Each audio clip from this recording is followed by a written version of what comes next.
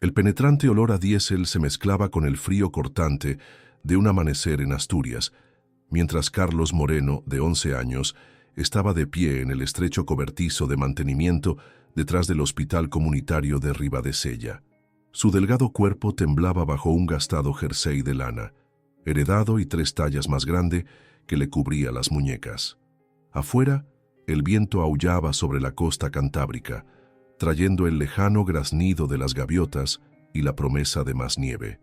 Las abolladas paredes metálicas del cobertizo vibraban con una ráfaga invernal, desprendiendo escamas de óxido que caían como nieve cobriza.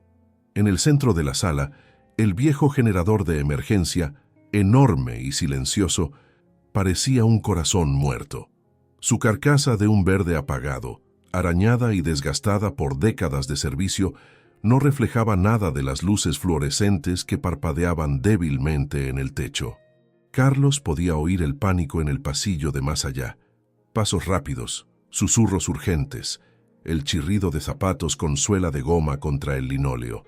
Enfermeras con uniformes de un azul pálido corrían de un lado a otro, sus rostros tensos por la preocupación, murmurando sobre respiradores que fallaban y recién nacidos en peligro. El suministro principal se había caído hacía 3 horas, cuando la tormenta derribó las líneas de transmisión. El generador de respaldo había funcionado durante 40 minutos antes de apagarse con un estertor, resistiéndose a todos los intentos de reanimarlo. 4 especialistas más se han negado a venir con este tiempo, dijo una administrativa de voz delgada desde la puerta, aferrando su portapapeles contra el pecho como un escudo. Las carreteras están intransitables. Desde Oviedo dicen que podría ser por la mañana antes de que alguien llegue. Cerca de allí, Gonzalo Ramos, el ingeniero jefe del hospital, un hombre de hombros anchos con una barba pelirroja y manos encallecidas, se cruzó de brazos con visible desdén. El olor a cigarrillos impregnaba su pesada chaqueta de lona. «Es inútil», le espetó a la nerviosa administrativa. «El módulo de control está frito. Ya hemos llamado a especialistas de Oviedo. Este chico no pinta nada aquí». Sus últimas palabras cayeron pesadamente, cada una clavándose en Carlos como un clavo. El niño había venido con su madre, Elena, que trabajaba en el turno de noche limpiando los suelos del hospital. Cuando oyó hablar del fallo del generador, se había escabullido de la sala de personal donde solía esperar con sus libros. Carlos tragó saliva, sintiendo el peso del desprecio de Gonzalo. Rozó con la punta de los dedos la carcasa aceitosa del generador, sintiendo el frío calarle en la piel. El metal conservaba el recuerdo del calor, como un cuerpo no mucho tiempo después de morir. El panel de control parpadeó débilmente, y el silencio de la máquina presionaba sus tímpanos como una amenaza física. En algún lugar del edificio, las vidas de los pacientes pendían del hilo de una máquina muerta que nadie podía revivir. «Quiero intentarlo», dijo Carlos, con la voz quebrada pero resuelta en la quietud del cobertizo. Se hizo el silencio. La pluma de la administrativa se detuvo a media nota. Una enfermera junto a la puerta intercambió miradas con un celador. Algunos se burlaron, y Gonzalo soltó una risa sorda, negando con la cabeza con incredulidad. «Escucha, chaval», dijo Gonzalo, sin malicia pero con el cansancio de un hombre que había visto demasiados fracasos. «Esto no es un coche de juguete ni una radio de transistores. La vida de la gente depende de este equipo. Necesitamos profesionales». Carlos lo miró, luego al círculo de adultos, sus rostros una mezcla de lástima e impaciencia. El peso de su duda le era familiar. Lo había soportado en los pasillos del colegio y en las calles del pueblo toda su vida.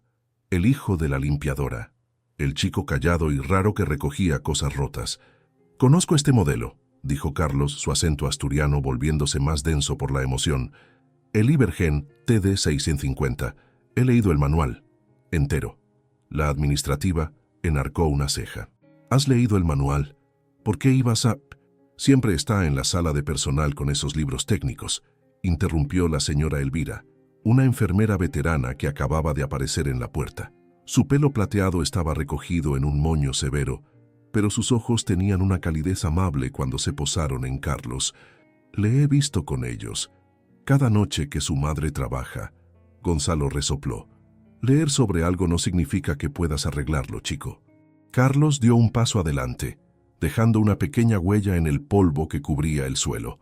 Conocía cada tornillo y cada cable de ese generador. Había estudiado sus manuales en secreto, impulsado por una fascinación que nadie entendía. Cuando el conserje tiró las viejas guías de servicio durante la limpieza del almacén del año pasado, Carlos las rescató de la basura, llevándoselas a casa como tesoros. El aire se sentía espeso por la incredulidad, pero algo en el pecho de Carlos se encendió, algo más fuerte que el miedo. Pensó en su madre trabajando toda la noche para mantenerlos, en los pacientes acostados en habitaciones a oscuras, en los médicos tratando de trabajar con luces de emergencia. «Por favor», dijo mirando directamente a Gonzalo, «solo déjeme ver lo que todos los demás han pasado por alto». Gonzalo abrió la boca para oponerse de nuevo, pero la señora Elvira se adelantó, sus zapatos cómodos resonando contra el suelo de hormigón. «¿Qué daño podría hacer, Gonzalo? Estamos esperando ayuda de todos modos».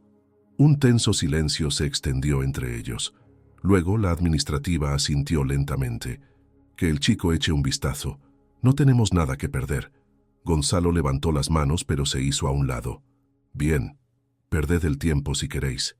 Pero cuando lleguen los especialistas, él fuera de aquí». Carlos asintió, con el corazón martilleando contra sus costillas. Se volvió para enfrentarse al silencioso gigante de metal y cable, sintiendo los ojos de los adultos perforando su espalda. El generador esperaba, indiferente a su miedo o a la duda de ellos. Puso su pequeña mano en el flanco frío del generador, sintiendo su poder latente bajo la palma. El momento se alargó, cargado de posibilidad y miedo. Luego, con dedos firmes, comenzó a desatornillar el panel de acceso principal, listo para mirar en el corazón silencioso de la máquina. Carlos se había criado en una húmeda casa de piedra en las afueras de Ribadesella, donde el viento marino nunca dejaba de zumbar por las rendijas de las paredes. La pequeña casa de 2 habitaciones se encontraba al final de un camino de tierra lleno de baches, su tejado de pizarra remendado en los lugares donde las tormentas habían arrancado tejas. En invierno, la escarcha se extendía por las paredes interiores como un delicado encaje, hermoso pero implacable. Su madre, Elena, trabajaba de noche en el mismo hospital, limpiando quirófanos y pasillos, mientras Carlos esperaba en la sala de personal con un andrajoso manual de mecánica que había encontrado en un contenedor. Era una mujer delgada con arrugas prematuras alrededor de los ojos y las manos perpetuamente enrojecidas por los limpiadores industriales. A pesar de las dificultades de su vida, se comportaba con una dignidad silenciosa. Su pelo oscuro siempre cuidadosamente recogido, su uniforme descolorido siempre planchado. «Al conocimiento no le importa dónde vive», le decía en las noches en que las burlas de los otros niños le habían seguido hasta casa. «Crece donde quiera que haya espacio para él». Su padre se había marchado cuando él tenía 5 años, sin dejar nada más que un juego de viejos destornilladores y un persistente olor a whisky que tardó meses en desvanecerse de la casa. Carlos mantenía las herramientas pulidas y ordenadas por tamaño en una caja de madera bajo su cama. A veces, en las horas tranquilas antes del amanecer, las sacaba y las alineaba sobre su raída manta, preguntándose si las manos de su padre habían sido tan buenas con las máquinas como él esperaba que fueran las suyas. Los otros niños del colegio de Ribadesella se burlaban de su ropa remendada y su carácter tranquilo, llamándole el hijo de la limpiadora en el patio. Iván Montes, el hijo del carnicero con mejillas sonrosadas y zapatillas nuevas cada trimestre, era el peor, siempre rápido con un empujón o un apodo cruel. Carlos el chatarrero se mofaba, después de ver a Carlos recoger aparatos electrónicos desechados del punto limpio del pueblo. Recoge basura porque él es basura. Sin embargo, cuando Carlos estaba solo con las cosas rotas que rescataba, radios antiguas, despertadores desechados, un televisor de tubo de rayos catódicos con la pantalla rota, el mundo se desvanecía. Se sentía vivo cuando desmontaba sus carcasas y seguía sus circuitos a la luz de las velas, para ahorrar en la factura de la luz. Sus dedos, ágiles e intuitivos, podían sonsacar secretos de cables y resistencias. Podía oír el lenguaje de las máquinas, los sutiles clics y quejidos que revelaban sus dolencias. En su 10º cumpleaños, había reparado la lavadora de la señora Carmen, una Hoover temperamental que había derrotado incluso al técnico ambulante de Cangas de Onís. La anciana viuda le había metido un billete de 5 euros en su reacia mano, con los ojos empañados por la gratitud. «Tienes un don», le había dicho, el olor a lavanda y naftalina rodeándola como una nube. «No dejes que nadie te diga lo contrario». Esa noche, había escondido el dinero en el compartimento secreto que había construido en su mesita de noche, ahorrándolo para un multímetro en condiciones, del tipo que había visto en el catálogo de equipos de la biblioteca del colegio. La única persona en el hospital que creía en él era la señora Elvira, la enfermera veterana que conocía a su madre desde que Elena era una niña.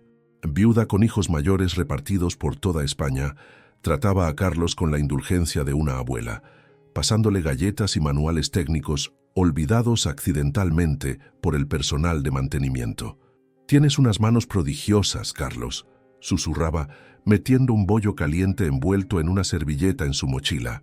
«Un día se lo demostrarás a todos». Esas palabras lo habían anclado durante los fríos inviernos y las estanterías vacías, durante las noches en que la cena no era más que una sopa aguada y pan del día anterior. Se convirtieron en un mantra silencioso en las mañanas en que se despertaba y encontraba a su madre dormida en la mesa de la cocina, todavía con el uniforme, demasiado agotada para llegar a la cama.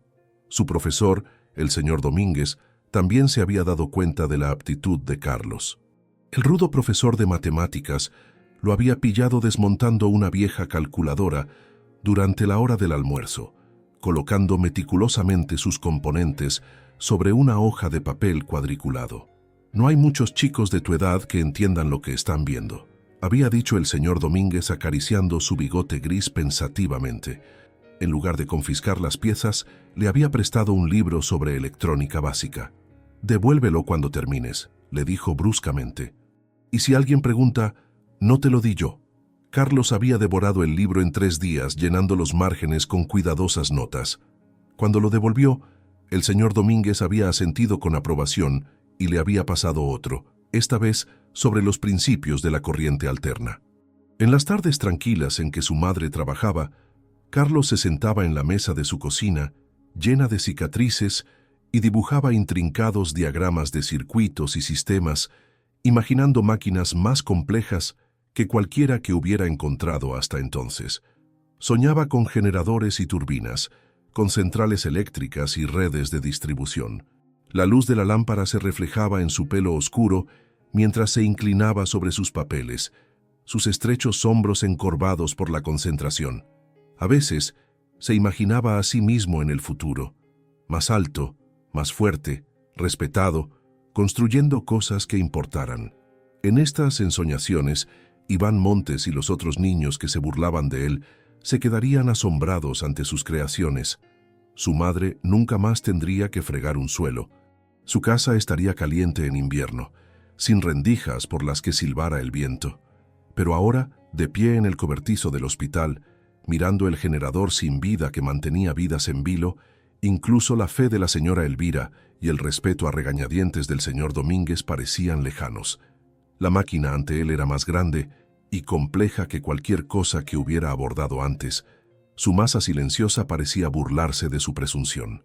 Aún así, no podía olvidar las palabras de la señora Elvira, ni la convicción de que estaba destinado a reparar lo que otros abandonaban. Era la única certeza en un mundo que le había dado pocas razones para tener confianza. Cuando tocaba cosas rotas, podía sentir su potencial zumbando bajo las yemas de sus dedos, esperando ser restaurado. La mirada escéptica de Gonzalo le quemaba la espalda mientras Carlos se arrodillaba ante el generador. El frío suelo de hormigón se filtraba a través de sus gastados vaqueros, pero apenas lo notó. Su mente ya se sumergía en el rompecabezas que tenía delante, catalogando síntomas, considerando causas, trazando un mapa de la anatomía de la máquina en su mente.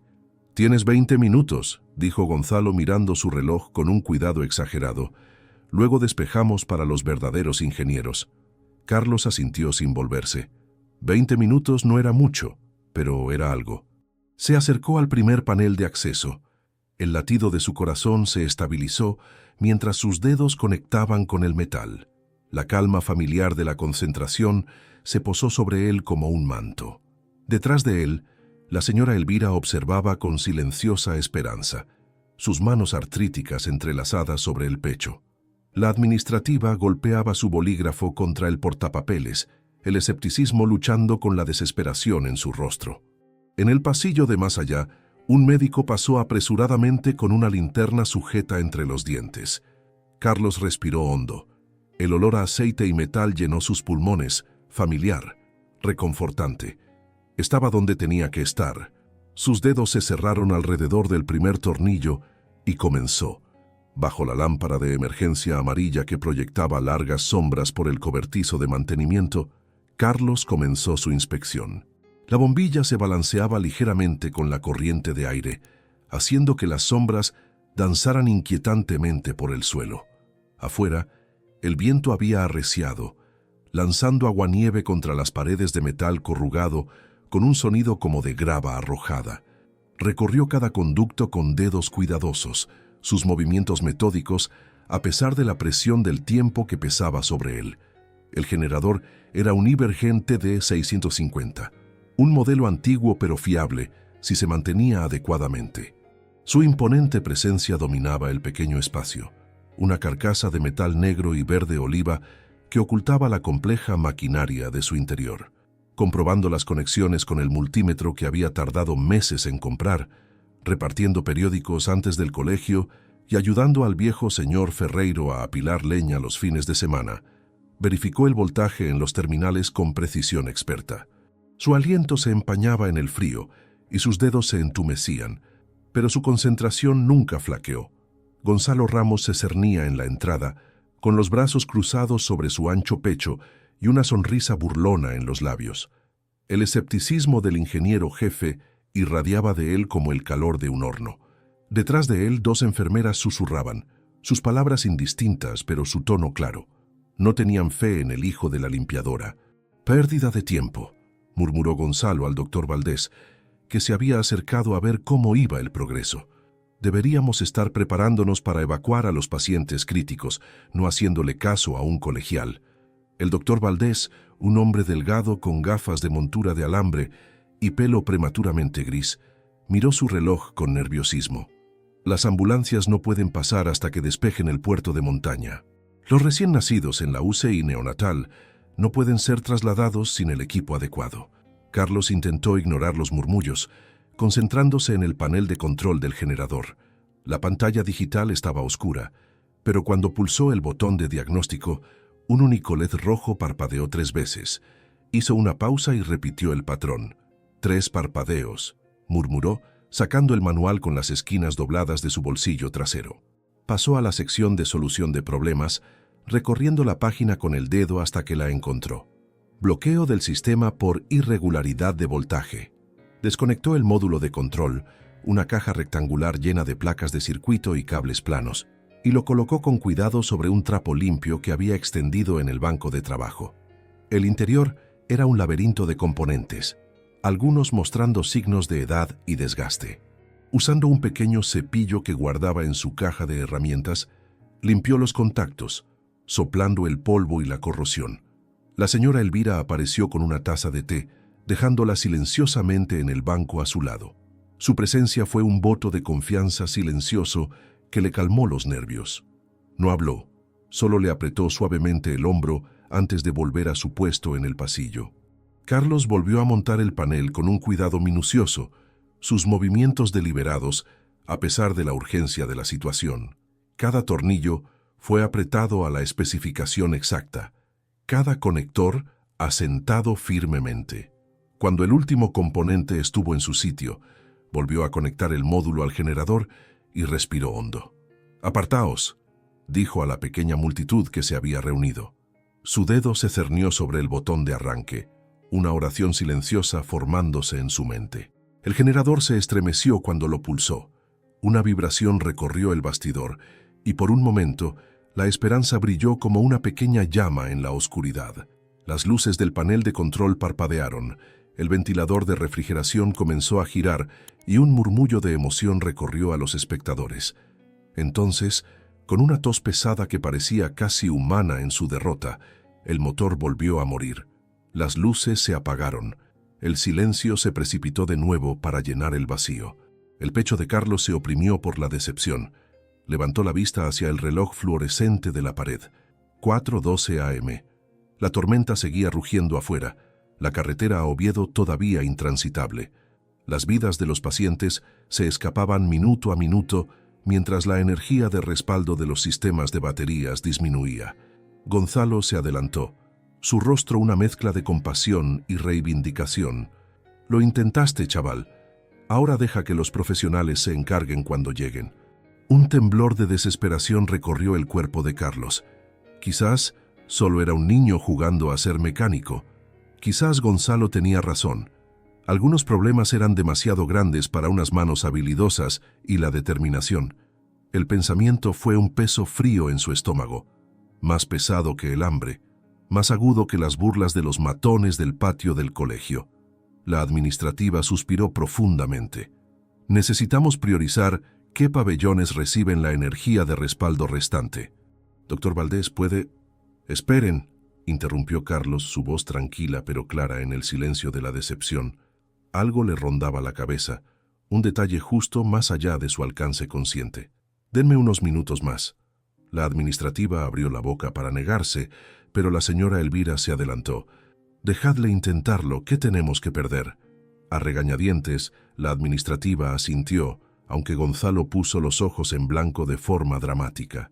Carlos cerró los ojos y escuchó. En el hospital, había aprendido. Las máquinas hablaban si sabías cómo oírlas. Más allá de los murmullos de los adultos y el aullido del viento, se centró en el propio generador. En el silencio, captó algo. Una resonancia aguda bajo la carcasa, demasiado débil para que la mayoría de los oídos la detectaran. Era como un hilo tenso, vibrando al borde del silencio. Sus ojos se abrieron de golpe. «Hay algo más profundo», susurró. Su mirada se encontró con la de la señora Elvira y vio comprensión en su rostro curtido, un detalle que nadie más había notado porque nadie más había escuchado de verdad. «El circuito de ignición primario está respondiendo», explicó más para sí mismo que para los demás. «Pero hay un fallo secundario que impide el acoplamiento completo». Gonzalo resopló. Ahora se cree un experto. Pero Carlos ya se estaba moviendo, sacando una pequeña linterna de su bolsillo. Dirigió su haz de luz hacia el hueco entre la carcasa principal y el sistema de inyección de combustible. Algo brilló, un diminuto fragmento de metal atrapado donde no debía estar. «Hay residuos en la línea de combustible», anunció. «Probablemente de la última vez que se revisó el sistema». Gonzalo se acercó, el escepticismo dando paso a una curiosidad reacia. «Eso es imposible. El sistema de combustible se limpió el mes pasado durante el mantenimiento rutinario». «Puede ser», respondió Carlos, «pero ahora hay algo ahí. Escuchen». Hizo un gesto pidiendo silencio. Luego golpeó la línea de combustible con el mango de un destornillador. Un leve traqueteo metálico confirmó su sospecha.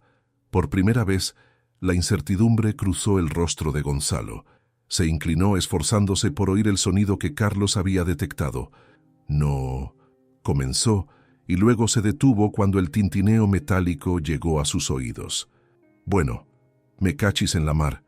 Necesito acceder al filtro de combustible secundario», dijo Carlos con la voz más firme ahora. «Está detrás de la carcasa principal. Necesitaré ayuda para mover el panel de acceso. Es demasiado pesado para mí solo». Tras un momento de vacilación, Gonzalo asintió y se adelantó. Juntos quitaron la pesada placa de metal que protegía el funcionamiento interno del generador. El olor a diésel se hizo más fuerte, mezclándose con el aroma a metal caliente y componentes eléctricos. A medida que el panel se desprendía, revelando el laberinto de tuberías y cables en su interior, Carlos sintió una oleada de confianza. El camino a seguir estaba más claro ahora. Ya no se trataba solo de demostrar su valía, sino de salvar vidas que pendían de un hilo mientras la tormenta seguía rugiendo. «Pásame la llave de tubo», le dijo a Gonzalo, señalando su caja de herramientas en el banco, y necesito algo para recoger el combustible cuando abra la carcasa del filtro. Para su sorpresa, Gonzalo obedeció sin discutir, pasándole la herramienta y encontrando rápidamente un recipiente de refrigerante vacío que serviría para el propósito. Sus miradas se encontraron brevemente, un respeto profesional comenzando a reemplazar la condescendencia en la mirada del hombre mayor. Carlos colocó el recipiente y comenzó a aflojar la carcasa del filtro. Sus manos estaban firmes a pesar de lo que estaba en juego. A la tenue luz de la lámpara de emergencia, el sudor brillaba en su frente, pero su concentración nunca flaqueó. «Casi está», murmuró mientras la carcasa comenzaba a girar más libremente. «Solo un poco más». Las horas se desdibujaron en un único tramo de tensión mientras Carlos trabajaba. El cobertizo de mantenimiento se había llenado de gente, luego vaciado y vuelto a llenar a medida que el personal del hospital iba y venía, la esperanza y la desesperación alternándose como las mareas. A pesar de todo, Carlos no se detuvo para comer ni para calentarse las manos en el pequeño calefactor eléctrico que alguien había traído. Su mundo se había reducido al generador y sus secretos. La carcasa del filtro había revelado el primer problema, una esquirla de metal que de alguna manera se había introducido en el sistema, bloqueando el flujo de combustible. Pero quitarla no había resuelto el problema por completo. El generador había funcionado durante 6 minutos antes de volver a morir, esta vez con un sonido diferente, un gemido forzado que sugería un fallo eléctrico en lugar de uno mecánico. «Es inútil», dijo el doctor Valdés frotándose los ojos inyectados en sangre. «Tenemos que prepararnos para lo peor. Las baterías de respaldo para los sistemas críticos fallarán en 2 horas. Afuera, la tormenta no mostraba signos de amainar. Si acaso se había intensificado, con informes de radio sobre árboles caídos que bloqueaban la carretera de la costa y nieve acumulándose en ventisqueros demasiado profundos para que los vehículos estándar pudieran navegar. Los especialistas prometidos de Oviedo todavía estaban a horas de distancia, su viaje ralentizado por las traicioneras condiciones. La madre de Carlos, Elena, llegó durante su cambio de turno y le puso una taza de té en la mano. Su rostro estaba tenso por la preocupación. Las ojeras bajo sus ojos la hacían parecer mayor de sus 36 años. «Vente a casa», le suplicó, su voz apenas audible por encima del aullido del viento. «Ya has hecho suficiente. Deja que los profesionales se encarguen cuando lleguen». Pero Carlos negó con la cabeza, incapaz de abandonar la tarea que se había convertido en más que un desafío. Se había convertido en una misión. Su corazón martilleaba con convicción, con la certeza de que estaba pasando por alto algo obvio, algo que podría arreglarse si tan solo pudiera verlo con claridad. «Tengo que quedarme», le dijo con la voz ronca por el frío y las horas de concentración. «La gente necesita este generador». Elena estudió el rostro de su hijo, la determinación en su mandíbula, la inteligencia ardiendo en sus ojos, y reconoció algo que no había admitido del todo antes. Ya no era solo su niño pequeño, se estaba convirtiendo en alguien con un propósito, con un don que no podía ser negado. Asintió lentamente. «Entonces yo también me quedo». Mientras ella iba a buscar bocadillos a la cafetería, Carlos volvió al generador. Retiró más parte de la carcasa, ignorando las advertencias de Gonzalo sobre anular la garantía. El ingeniero jefe se había vuelto menos hostil a medida que avanzaba la noche, impresionado a regañadientes por el enfoque metódico y el conocimiento innegable del chico. «¿Realmente leíste el manual, verdad?», preguntó Gonzalo sosteniendo una linterna firme mientras Carlos examinaba el mazo de cables. Carlos asintió sin levantar la vista. «Este modelo y otros 3. Me gusta entender cómo se conectan las cosas». El interior del generador se reveló como un laberinto de cables y fusibles corroídos, un sistema complejo que había evolucionado a lo largo de años de reparaciones y modificaciones. Sus dedos trazaron conexiones que no estaban en ningún diagrama, siguiendo el camino de la corriente a través del corazón de la máquina. El hollín y la grasa oscurecieron su piel, incrustándose en las espirales de sus huellas dactilares como un bautismo de mecánico. La señora Elvira regresó con mantas para los que hacían vigilia y un termo de café fuerte. Observó a Carlos trabajar con el orgullo silencioso de alguien que había reconocido la promesa antes de que otros pudieran verla. «Me recuerda a mi difunto esposo», le dijo a Elena en voz baja. Duncan podía oír un fallo en un motor desde el otro lado de un campo. Decía que las máquinas hablaban a quienes sabían escuchar. A la luz parpadeante de la lámpara, Carlos se arrastró más profundamente en el núcleo de la máquina. El olor a diésel y ozono llenó sus fosas nasales, familiar y reconfortante en su potencia industrial. El frío metal del bastidor presionaba contra su espalda mientras se contorsionaba para alcanzar una conexión cerca de la base del generador. Fue entonces cuando lo vio. Una grieta finísima en la carcasa del regulador de voltaje, casi invisible a menos que supieras exactamente dónde buscar. El regulador controlaba la salida eléctrica del generador. Si fallaba, todo el sistema se bloquearía para evitar daños al equipo conectado. Exhaló, una nube de alivio y agotamiento visible en el aire frío. Era esto, la fractura pasada por alto que nadie más había considerado, oculta bajo capas de complejidad. «Lo encontré», gritó, su voz resonando extrañamente desde las profundidades de la máquina. «El regulador de voltaje está agrietado. Está enviando lecturas erróneas al sistema de control». El rostro de Gonzalo apareció en la estrecha abertura, el escepticismo luchando con la esperanza. «¿Estás seguro de eso?» El regulador se revisó durante el último ciclo de mantenimiento. «La grieta es diminuta», explicó Carlos, luchando por salir del espacio confinado. «Probablemente comenzó pequeña y creció con el tiempo. Puede que no fuera visible durante las revisiones de rutina». Una vez libre, le mostró a Gonzalo la ubicación usando su linterna. El ingeniero jefe entrecerró los ojos, luego asintió lentamente mientras el defecto se revelaba. «Me cachis en la mar», murmuró. «Tienes vista de lince, chaval». El doctor Valdés, que había regresado para ver el progreso, se inclinó ansiosamente. «¿Se puede arreglar?» Carlos se mordió el labio inferior, considerando. «El regulador en sí necesita ser reemplazado, pero...» Se detuvo, calculando posibilidades. «Podríamos puentearlo temporalmente, crear un sistema de regulación manual hasta que lleguen las piezas adecuadas». Gonzalo parecía dudoso. «Eso es arriesgado. Podría sobrecargar todo el sistema si no se hace con precisión». «Es más arriesgado no hacer nada», replicó Carlos, sorprendiéndose a sí mismo con su audacia. «Los pacientes no pueden esperar». Siguió un tenso silencio, roto solo por el persistente aullido del viento y el sonido lejano de un recién nacido llorando en algún lugar de los oscuros pasillos del hospital. Las vidas pendían del hilo de esta decisión, vidas reales que dependían de la energía para el calor, para la luz, para las máquinas que les ayudaban a respirar. Gonzalo intercambió miradas con el doctor Valdés. Luego asintió bruscamente. «¿Qué necesitas?» Carlos respiró hondo.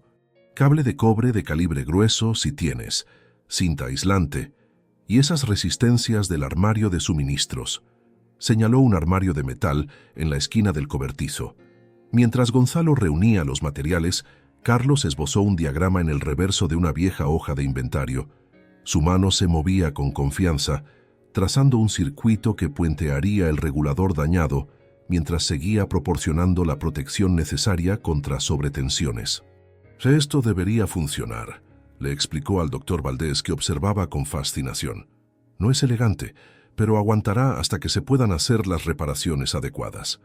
Mientras el amanecer iluminaba el patio helado más allá del cobertizo con una luz pálida y acuosa, Carlos soldó un circuito de derivación y reforzó la conexión con cinta aislante. Cada movimiento se sentía monumental, como si estuviera sosteniendo más que metal en sus manos, sosteniendo el aliento de todos dentro del hospital. Elena observaba a su hijo trabajar, con el pecho oprimido por una mezcla de miedo y orgullo. Este chico, que había sido despreciado y pasado por alto, era ahora el centro de un círculo de profesionales que pendían de cada una de sus palabras. La transformación fue tan repentina como profunda. Finalmente Carlos retrocedió parpadeando por la fatiga. El sudor le había pegado el pelo oscuro a la frente, a pesar del frío, y sus dedos estaban manchados de grasa y soldadura. «Creo que está listo», dijo, su voz firme a pesar del agotamiento que amenazaba con abrumarlo. Estaba listo para probar su solución, listo para descubrir si horas de obsesión se traducirían en éxito o fracaso. Toda la sala pareció contener la respiración con él. La primera luz del día se filtró por la única ventana mugrienta del cobertizo, proyectando largos rectángulos de un pálido dorado sobre el suelo de hormigón. Afuera, la tormenta había comenzado a amainar. El aullido del viento se había reducido a ráfagas ocasionales que sacudían las planchas de metal sueltas.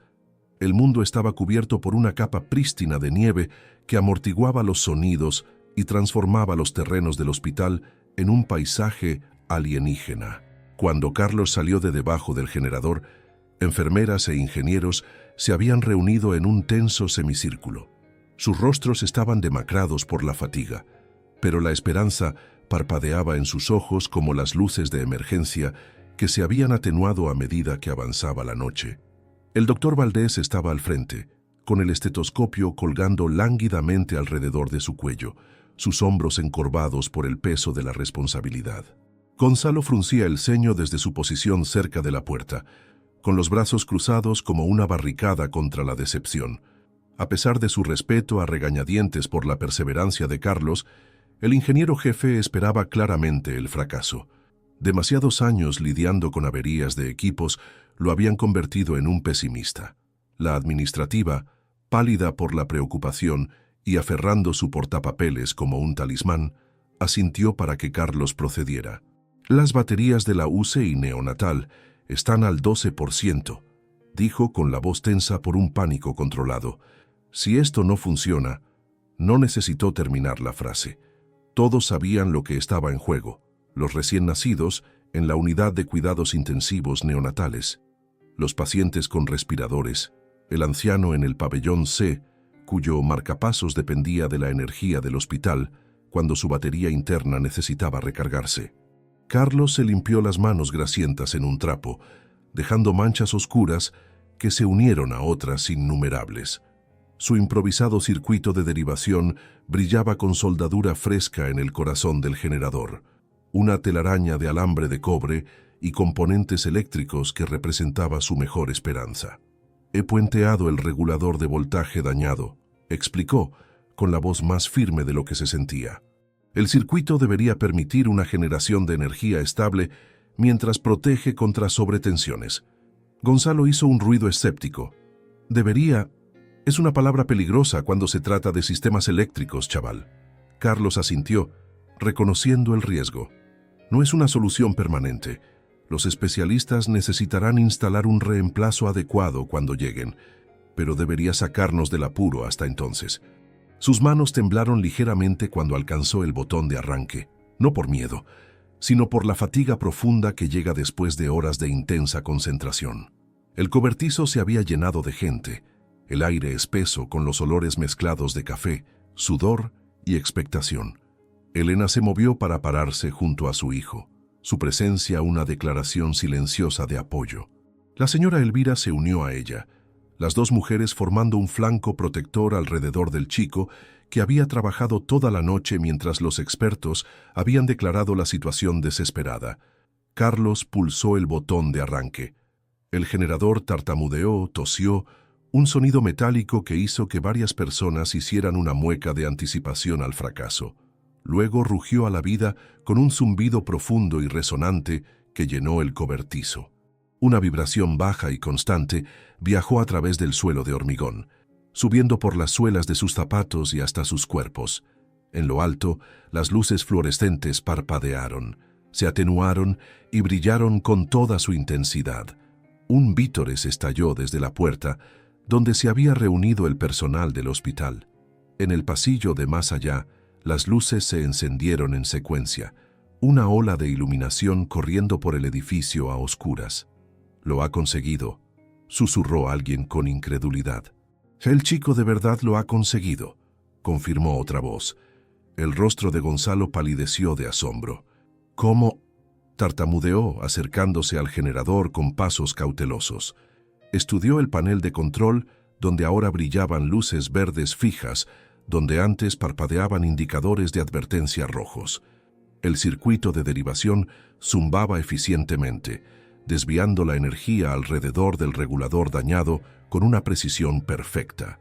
Carlos se quedó inmóvil, casi incapaz de creer lo que sus oídos y ojos le decían. El generador funcionaba sin problemas, su ritmo tan constante como el latido de un corazón. La solución improvisada, nacida de la desesperación y la intuición, estaba funcionando tal como lo había imaginado. Un momento después, la señora Elvira apareció a su lado, con los ojos brillantes por lágrimas no derramadas. Le tomó la mano, todavía caliente por los controles, y la apretó entre sus palmas apergaminadas. «Los has salvado», susurró, «tal como siempre supe que lo harías». El teléfono de la administrativa sonó, su timbre electrónico sorprendentemente fuerte, en el momento de silencio atónito que había seguido al éxito. Respondió, escuchó brevemente y cubrió el auricular con la mano. «El personal de la UCI neonatal informa que todos los sistemas están de nuevo en línea», anunció, el alivio haciendo temblar su voz. «Los respiradores funcionan con normalidad. Los monitores críticos están en verde en todos los pabellones». Carlos se sintió mareado de repente. La magnitud de lo que había sucedido lo inundó en una ola. Había hecho más que arreglar una máquina. Había mantenido a la gente con vida. El pensamiento era casi demasiado grande para sostenerlo en su mente. El doctor Valdés se adelantó y le tendió la mano formalmente. «Joven», dijo con la voz embargada por la emoción, «el hospital tiene con usted una deuda de gratitud que no se puede medir». Antes de que Carlos pudiera responder, la puerta se abrió de golpe y Marta Durán, de la Crónica de Ribadesella, entró cámara en mano. La reportera local tenía un olfato para las noticias que rozaba lo sobrenatural. Algunos en el pueblo bromeaban diciendo que podía oler una historia a 5 kilómetros de distancia. «He oído que el generador está funcionando», dijo, sus agudos ojos examinando la escena.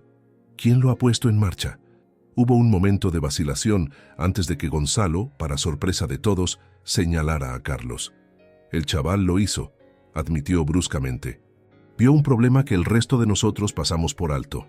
Las cejas de Marta se dispararon mientras miraba al chico manchado de hollín. «Eres el hijo de Elena Moreno, ¿verdad? ¿El que siempre está trasteando con aparatos electrónicos rotos?» Carlos asintió, incómodo con la repentina atención. «Bueno, tienes una historia de primera plana, jovencito», dijo Marta, levantando su cámara. «El chico que salvó el hospital de Ribadesella durante la peor tormenta en una década». El flash lo cegó momentáneamente, capturando su expresión de asombro para la posteridad. Antes de que pudiera procesar completamente lo que estaba sucediendo, más gente se agolpó en el pequeño espacio. Enfermeras que habían estado atendiendo a pacientes en habitaciones a oscuras, celadores que habían estado subiendo y bajando suministros por las escaleras cuando los ascensores se detuvieron, médicos que habían realizado procedimientos a la luz de lámparas a pilas. Querían estrecharle la mano, darle una palmada en el hombro, agradecerle lo que había hecho. Las mismas personas que apenas se habían fijado en él mientras esperaba en la sala de personal, mientras su madre limpiaba, ahora lo miraban con respeto y gratitud. Llegaron más reporteros antes de que pasara una hora, alertados por el personal del hospital que había llamado a sus familiares con la noticia. El director regional de salud telefoneó desde Oviedo pidiendo hablar con el joven ingeniero que salvó nuestras instalaciones de Ribadesella. Un equipo de RTVE Asturias se abrió paso a través de las carreteras todavía nevadas, ansioso por entrevistar al chico aclamado como un héroe local. A medida que el amanecer se convertía en plena mañana, el generador continuaba ronroneando bajo el circuito improvisado de Carlos, un testimonio de un chico en el que nadie había creído. A pesar de todo, Carlos permaneció en la puerta del cobertizo de mantenimiento, manchado de grasa y exhausto.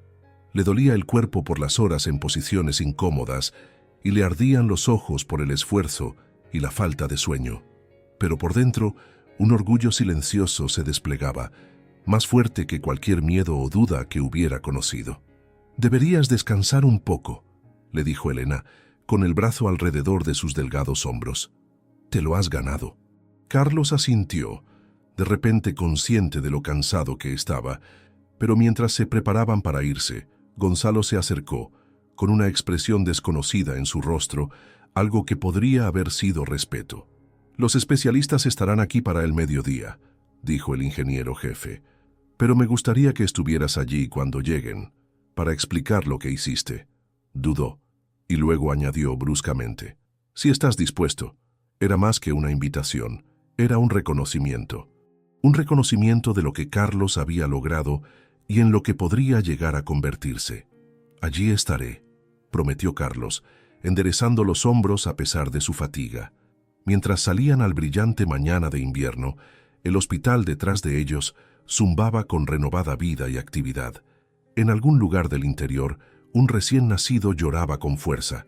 Los monitores emitían pitidos constantes y las familias suspiraban de alivio. Y por primera vez en su joven vida, Carlos Moreno caminó con la cabeza bien alta, el peso de la duda de los demás finalmente levantado de sus hombros. Semanas después, la vida de Carlos se había transformado de maneras que apenas podría haber imaginado en aquella noche de tormenta en el cobertizo de mantenimiento. La historia del chico que había salvado el hospital comunitario de Ribadesella se había extendido mucho más allá de los límites de su pequeño pueblo costero, llevada por periódicos e informes de televisión a Oviedo, Gijón y más allá. La Consejería de Sanidad Regional había creado un programa especial de aprendizaje para él. 3 tardes a la semana en el hospital, trabajando junto a Gonzalo y el equipo de mantenimiento, aprendiendo los sistemas que mantenían las instalaciones en funcionamiento. Su colegio había organizado que asistiera a estas sesiones como parte de su educación, reconociendo un talento que trascendía las aulas convencionales. La pequeña casa de piedra de la familia se sentía más cálida que nunca, no solo porque la Consejería de Sanidad había dispuesto la instalación de un aislamiento adecuado como muestra de gratitud, sino por la nueva confianza que irradiaba del propio Carlos. Donde antes se movía en silencio, tratando de evitar ser notado, ahora caminaba con propósito, su mente constantemente involucrada con el mundo de los problemas y soluciones mecánicas que siempre le habían fascinado. A Elena le habían ofrecido un programa de formación como auxiliar de enfermería, un camino para alejarse del trabajo de limpieza que había desgastado su cuerpo durante años. Por las tardes, madre e hijo se sentaban a menudo en la mesa de su cocina, con las cabezas inclinadas sobre los libros de texto.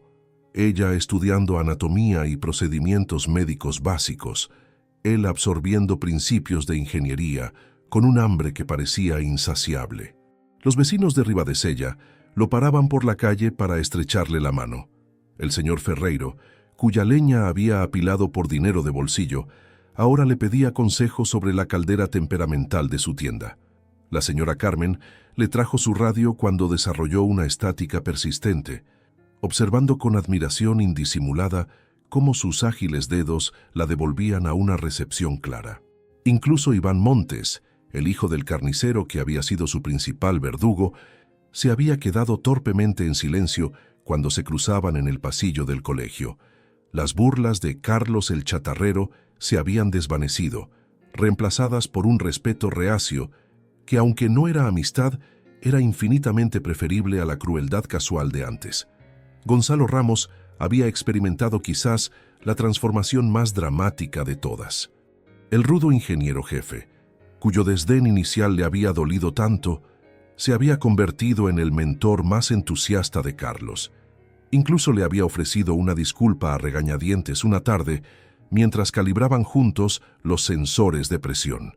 «Me equivoqué contigo», había dicho Gonzalo, las palabras claramente difíciles para él. «Debería haber visto más allá de tu edad lo que podías hacer. Es culpa mía». Carlos había asintido, aceptando la disculpa con una madurez que desmentía sus 11 años. «Ahora me estás enseñando», respondió simplemente. «Eso es lo que importa». Aquella tarde de finales de febrero, con los primeros indicios de la primavera suavizando el invierno asturiano, Carlos se sentó en un desgastado banco de madera, junto al puerto de Ribadesella. El viento salado le enredaba el pelo, trayendo los olores de las algas y la lluvia lejana. El agua de la bahía ondeaba con la luz moribunda, de un gris acero e inquieta, bajo un cielo veteado de rosa y ámbar. La señora Elvira le había pedido que se reuniera con ella aquí después de su turno. Apareció ahora, caminando con cuidado por el sendero de piedra, su pelo plateado recogido bajo un gorro de lana azul. A pesar de su edad y la artritis que le nudaba los dedos, se movía con la enérgica eficiencia de alguien que había pasado décadas navegando por los pasillos del hospital. «Ahí estás», dijo cálidamente sentándose a su lado en el banco. De su gran bolso sacó un termo y 2 tazas de esmalte. Chocolate caliente, con una pizca de canela, como a ti te gusta. Carlos aceptó la taza humeante con gratitud. El líquido era rico y dulce, calentándolo por dentro. Se sentaron en un silencio cómplice por un momento, observando un barco de pesca regresar al puerto, sus luces de navegación brillando en el anochecer que se avecinaba. La señora Elvira lo estudió con una sonrisa cariñosa, notando los sutiles cambios en su porte, la confianza que había reemplazado a la vacilación. «¿Lo entiendes ahora?», preguntó. Él asintió, envolviendo sus manos alrededor de la taza caliente. «No fue solo arreglar una máquina», dijo en voz baja, su voz con el deje asturiano que se volvía más pronunciado cuando hablaba desde el corazón. «Fue demostrar que lo que la gente llama debilidad puede ser una fortaleza si no te rindes». La señora Elvira le apretó el hombro con una mano nudosa. «Exactamente. Escuchaste cuando nadie más lo hizo, al generador. Sí, pero también a tus propios instintos. Eso es un don raro, Carlos».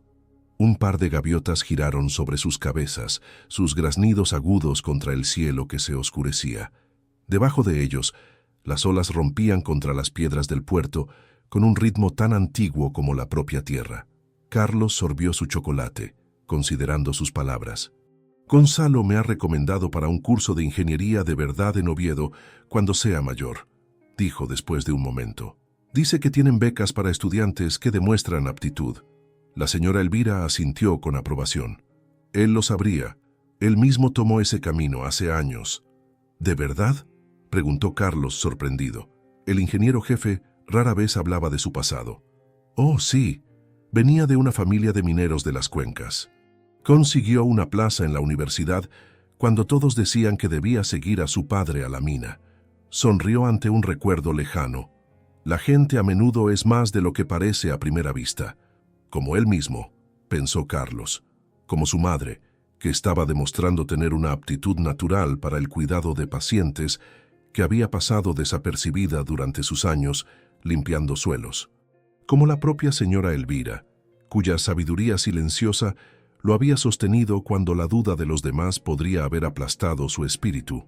«El doctor Valdés me preguntó si ayudaría a diseñar un sistema de respaldo mejor para el hospital», dijo Carlos, una nota de orgullo infiltrándose en su voz. «Algo que evitaría lo que pasó durante la tormenta. ¿Y lo harás?». «Ya he empezado a esbozar ideas». Sacó un papel doblado del bolsillo de su chaqueta, donde nítidos diagramas mostraban un sistema de energía redundante con múltiples sistemas de seguridad.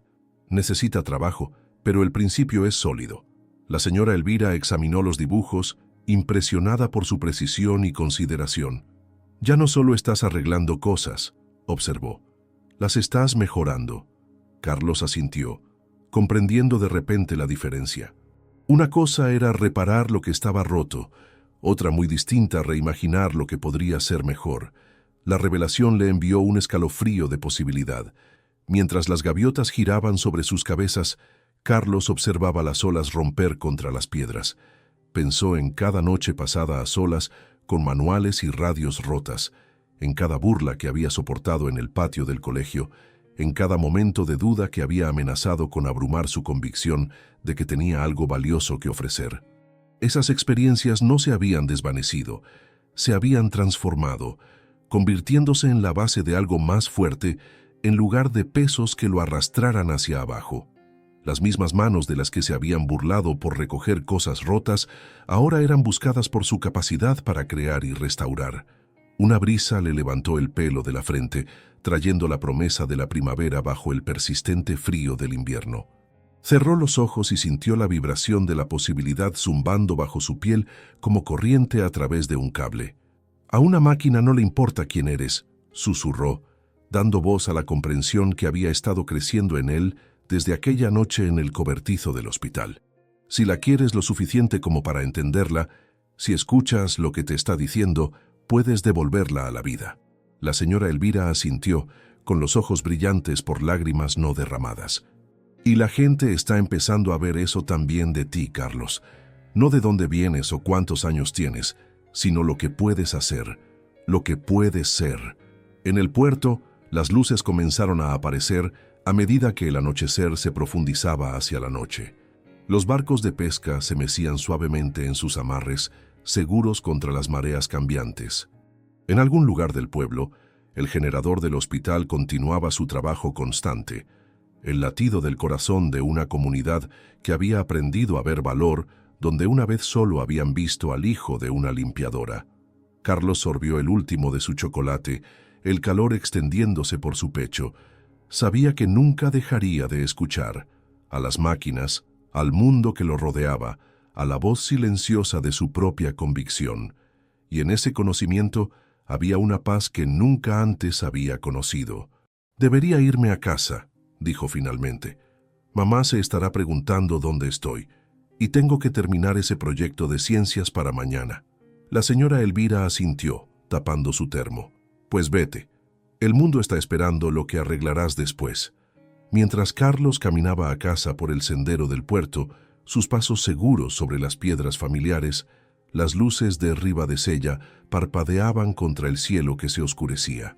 Entre ellas estaba el brillo constante del hospital en la colina, donde la vida continuaba su curso frágil y precioso, y donde, gracias a él, la oscuridad se había mantenido a raya cuando más importaba.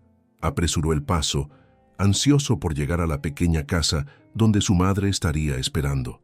Había bocetos que refinar, problemas que resolver, un futuro que construir. Y por primera vez en su joven vida, Carlos Moreno supo con absoluta certeza que estaba a la altura de todo ello.